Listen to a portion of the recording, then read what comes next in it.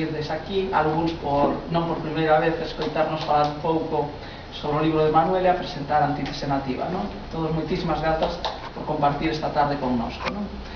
Eu habitualmente o que fago neste tipo de presentacións é dar unha visión persoal, unha lectura propia de Antítese Nativa. Desde ese punto de vista, pois comezo cunha apoloxía persoal antes de empezar a apoloxía do autor e do seu libro, non? Por as mencións que fai a Ramón, a min como crítico, etc., non?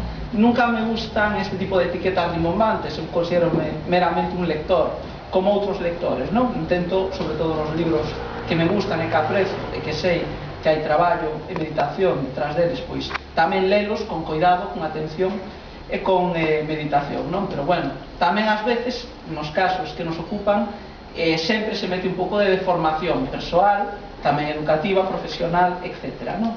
Pero todo isto, simplemente un pequeno introito para darvos unha serie de impresións, unha serie de opinións sobre a miña lectura persoal, a miña reflexión lendo Antítese Nativa, tamén froito de discusións longuísimas e interminables en moitas noites co autor e con Ramón e con outra xente, non? Como dicimos, hai múltiples lecturas, infinitas lecturas posibles de cada libro. Diríamos, casi hai unha lectura correcta por cada lector, non hai unha única lectura unívoca. En este caso, Manuel López sempre, cando comenta, cando fala do seu libro, sempre o exemplifica como un esqueleto, un punto de partida, onde o escritor, o autor, neste caso, deixou unha serie de pistas, unha serie de camiños que pode percorrer o lector, pero nos que o lector despois ten que meter carne de sebo, un esqueleto de poemas, de estructuras, as que o lector ten que darlle vida, ten que meterlle carne, ten que meterlle sangue, non? Eu, como lector persoal deste libro, pois metinlle a miña propia carne, a miña propia sangue, e sobre todo me pareceu interesante artellar para min e para recomendarlle ou suxerirlle aos demais a súa lectura, pois 5 ideas fundamentais ou 5 eixos que a min me axudaron pois a entender ou a interpretar ou a disfrutar deste libro en concreto, non? Un primeiro concepto clave para min, para entender este libro, metería baixo etiqueta do que poderíamos chamar romanticismo. Claro, é unha etiqueta moi perigosa, non? Porque as palabras significan moitísimas cousas e cambian o seu significado ao longo do tempo. Cando para min eu digo que este libro é un libro romántico, estou conectando quizáis co tono, co espírito, aunque non coas palabras ou ni siquiera ca temática, da poesía romántica clásica, ou seja, a poesía romántica europea, séculos finais do XVIII, XIX, poetas ingleses como Wordsworth, Coleridge, Keats, poetas alemáns como os do Sturm und Drang, Hölderlin, Novalis. A conexión non ten que ver, como digo, nin porque o escritor de Antítese Nativa escriba como a eles, nin os imite, nin os cite moito, prácticamente. Creo que non hai ninguna cita de ningún poeta directamente romántico nas citas que ornan a Antítese Nativa, pero hai moitos elementos románticos, como digo, na atitude cara a literatura e no espírito con que se fan moitos destes poemas.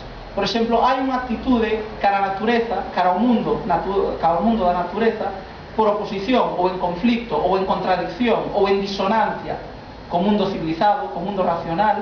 Hai unha inversión de valores. Pensade que o romanticismo históricamente foi en literatura unha rebelión contra o siglo das luces, contra a ilustración, contra a crenza inxenua no optimismo, no progreso ineluctable, na modernidade, na cidade, nos espazos urbanos, na tecnoloxía, no capitalismo. E un espírito, unha reflexión crítica sobre este tipo de posturas está nos poetas románticos. Eu creo que tamén se percibe en Antítese Nativa, non? Este romanticismo tamén ten que ver con outros elementos que os poetas románticos lles daban moita importancia e que nos leva a un segundo punto para entender este libro, a originalidade. Igual que os poetas románticos valoraban moitísimo a escritura original, opoñíanse ao anterior, ao neoclásico do século XVIII, a tradición de imitar, de copiar casi exactamente o que facían os antigos, porque era un modelo máis alto de literatura. Os románticos buscan crear unha linguaxe nova e buscan crear unhas voces propias, expresar a voz do poeta no libro, ou a voz do povo, tamén na poesía nacional, non? Para mí, a Antítese Nativa e a escritura de Manuel López Rodríguez é profundamente original. Casi diríamos, esperamos de calquer libro e de calquer autor novo que sexa original, que non diga exactamente o mismo.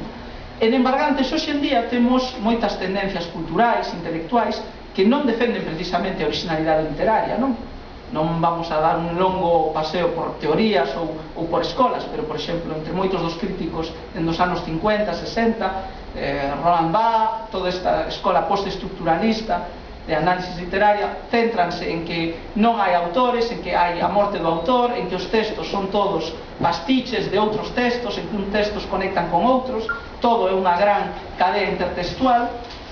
E fronte a este tipo de posturas, pois ás veces resulta moi original atoparse cun poeta que busca crear e modular e manifestar unha voz poética propia, persoal e original, e nova, e que aporte algo novo ao panorama literario, non?